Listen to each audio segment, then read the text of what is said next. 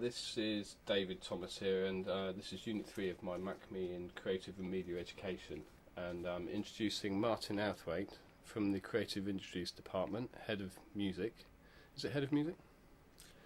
It's Faculty Manager and Manager of the Music and Sound Academy. Marvellous. If we can start with, if you could explain just what courses you have recently taught on.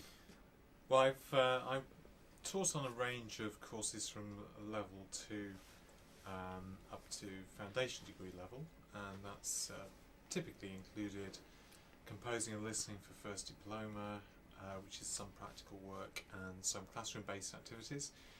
Being a tutor to a first diploma group, I've taught Unit 3 of the A-Level Advanced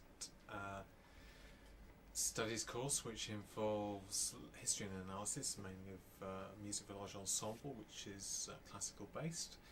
I've also taught contextual studies and been the unit leader for that for the foundation degree in music theatre, which is a level C year 1 unit. And I've also done a range of ensemble work with individual students and performing with larger ensembles. Marvellous. So that's quite a scope over the creative industries. Quite a wide range. Yeah. So within that, would you say you used peer assessment frequently, or on every course? At least? I would say that it will be infrequent and relatively informal, because if you're assessing if you want to get other people's opinion or draw out the students about an assessment process, then a useful way of doing that is to play them examples of work and get them to match those against existing criteria. So I have done that. Typically I've done it in induction to practical work, but in those cases the student examples tended to be anonymous and not from their related groups, so it's not true peer assessment as such. Okay, can you see the value in them assessing each other's work though? Yes, I think it depends whether you do it if in it was a anonymous formal and informal way, or anonymous or otherwise. I think the anonymity is quite interesting in itself, because that brings up issues of why is anonymity better in some perceptions of that.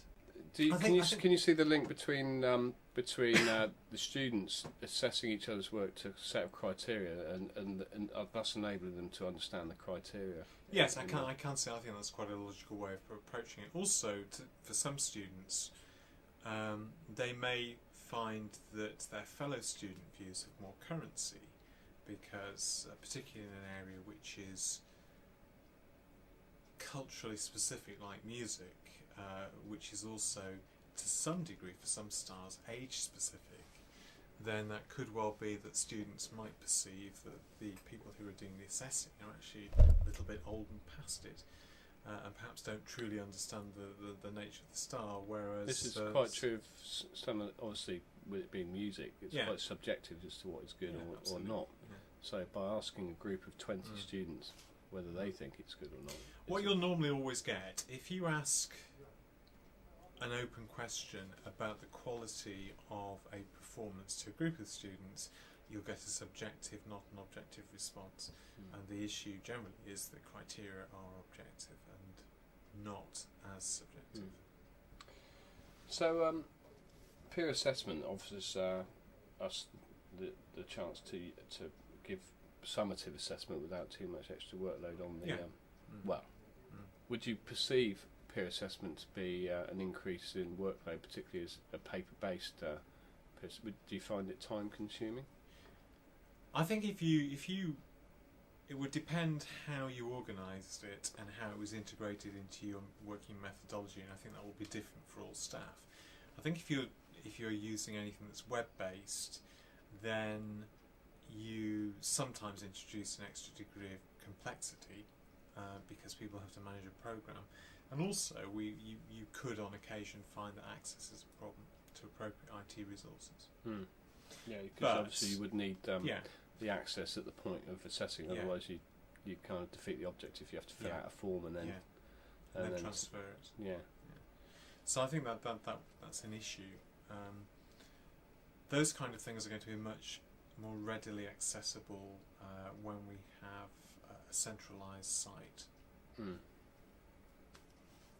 2050. So if you've used peer assessment on your students, do you feed back the comments that are made from their peers back? Do they get to see their peer assessment fairly soon after the assessment takes place, with a view to be able to act on any feedback they've received?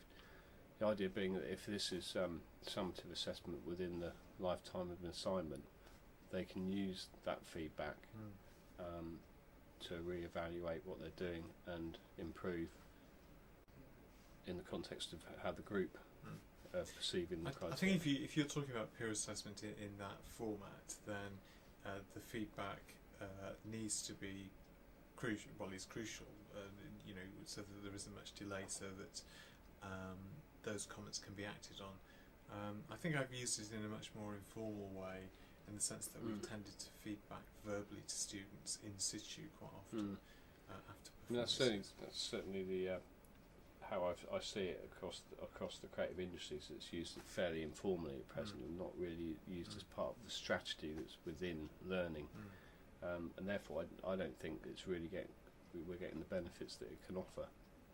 Personally, I think it's great that we're doing it, but not. I think you're right. I think people are doing this as part of a kind of normal range of teaching and assessment strategies, but most people like me will have done it in an infrequent and informal and unregulated way. So if it was online and the students could see their feedback immediately, it would be quite useful, wouldn't it? And if you could remove the paperwork. Yes, anything that gets rid of paper would be fine. We need to make sure that the software was accessible and that it was appropriate, and that the hardware was also accessible. Would you have any concerns about the students' comments on each other's work? Would you obviously they can be moderated or would be moderated? The only concern I had is that the comments wouldn't be moderated because you will, like MySpace, there's the opportunity for students to be quite vitriolic to each other, which wouldn't be helpful in this context. So it would need to be moderated. Do you think you'd consider using grading, perhaps not at level 2, maybe level 3, using peer assessment or the grades from peer assessment as part of final unit grades? Or perhaps rephrasing that, if you found the grades that students give each other similar to perhaps the grades you would have given them yourself? I would have thought that if the criteria were correctly applied, then there should be a great deal of unanimity between the gradings. What we couldn't do is use student grades alone, because that wouldn't satisfy the Edexcel assessment process. Sure. Yeah. Okay. Well, just to finish off then, do you feel that you use peer assessment enough or understand it enough to be able to deliver it effectively? I think if you talk to various members of the team, I think their understanding of peer assessment will differ. Their perception of what it is will differ, and their perception of its value will also differ. So I think we would need some training as a team to be able to understand the value of that within the context of So if I the were to offer process. some workshops within staff development, then you think that will be quite useful? Yeah. Okay, well thanks Martin. Thank you. It's been very useful. Thank you. It'll be £200, please. You'd be lucky.